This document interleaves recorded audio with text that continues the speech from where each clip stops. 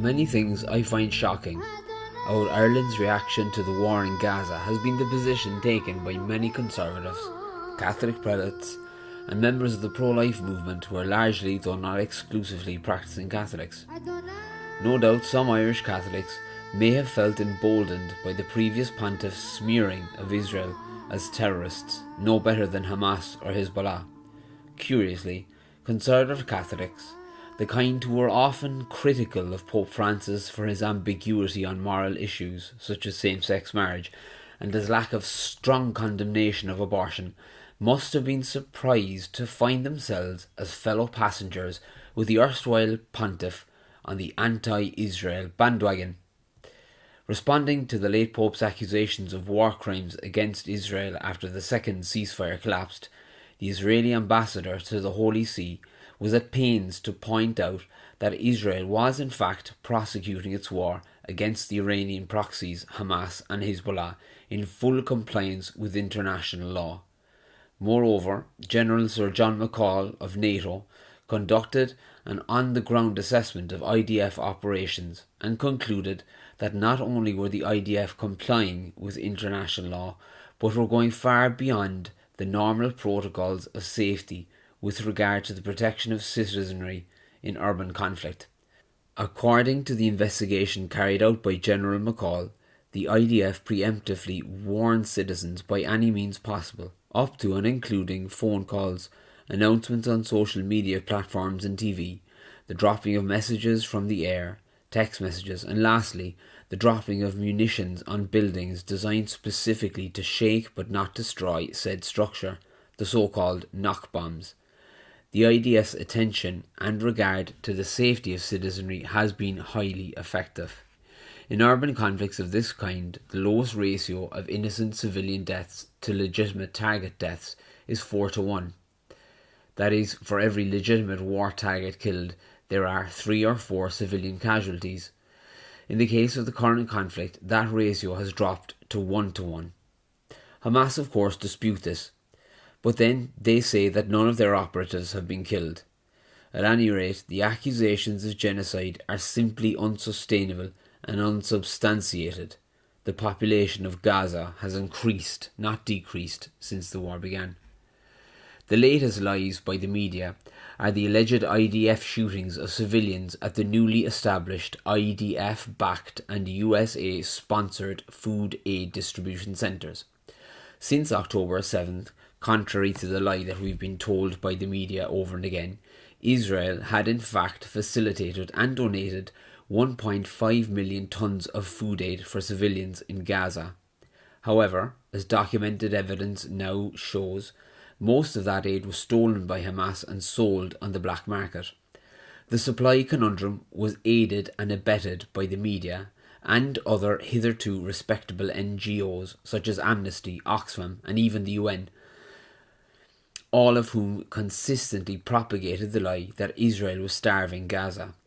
But the establishment and success of these latest centres is a further nail in Hamas's coffin, and they know it, which is why they took to shooting at civilians queuing for food at these centres. The BBC immediately blamed the IDF but recanted a day later when asked to produce evidence of their accusation.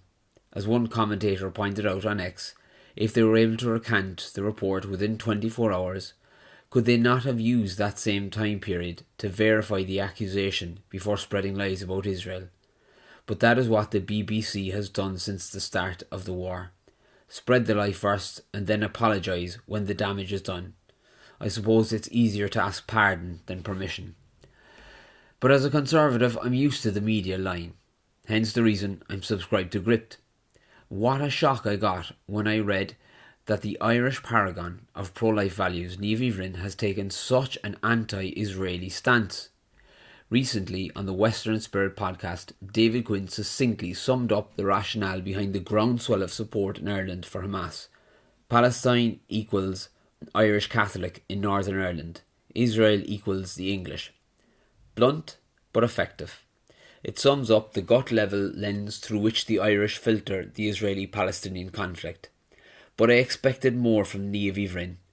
You would think that Miss Bhrín so accustomed to dealing with the consequences of the mainstream media's ability to cunningly craft narratives through suppression of information and omission of factual data, that alarm bells would have gone off and red flags would have been raised in Niamh Ivrin's sharp and prescient mind when the media began sounding off on Israel, painting Israel as the evil villain and poor Hamas just doing what they can to get rid of this evil yoke of an oppressor that was Israel. I can take the ordinary Joe Soap, the RTE, Sky News, CNN consuming, non-questioning Joe Soap, who hears things here and there and thinks even less.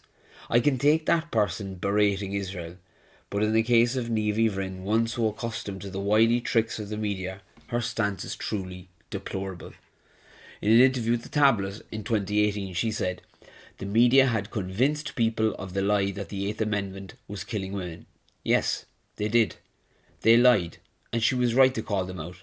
She also claimed, correctly, that pro-abortion doctors were given endless airtime to spread fear and misinformation, while pro-life doctors received far less time and were constantly challenged, and that voters were also persuaded by the media's focus on the hard cases, and they were repeatedly told that there was no other way to help women in the most difficult circumstances.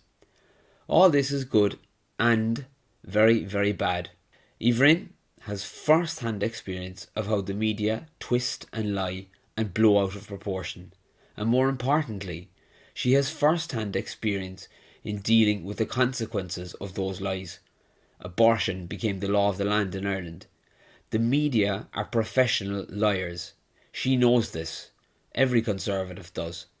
But when it comes to Israel, she's had, it appears, a Pauline conversion in reverse. She sees the dark now, not the light. Two recent articles with Crypt are replete with quotes from her, from the various mainstream media outlets, from Sky News to CNN to the good old BBC, and everything apparently is now the truth, the whole truth, and nothing but the truth. Just to be clear, according to Niamh Ivrin, when the BBC report that Savita Halappanavar dies not as a result of septicemia, but because of the Eighth Amendment, they're lying. But when the BBC say Israel are committing genocide, they're telling the truth. Funny logic, that one. Perhaps after her years of campaigning on the counter-cultural side, it feels good to be on the same side of the great heap of junk that everyone else is on. And if the truth is a casualty or the only Jewish state, who cares? Sure, wasn't it the Jews that killed Christ? The Gospels report that Pilate and Herod had been enemies, but were reconciled after they'd washed their hands of Christ and effectively sent the King of the Jews to his death. It appears the same thing is happening today. Tom Winter, Israel Bio.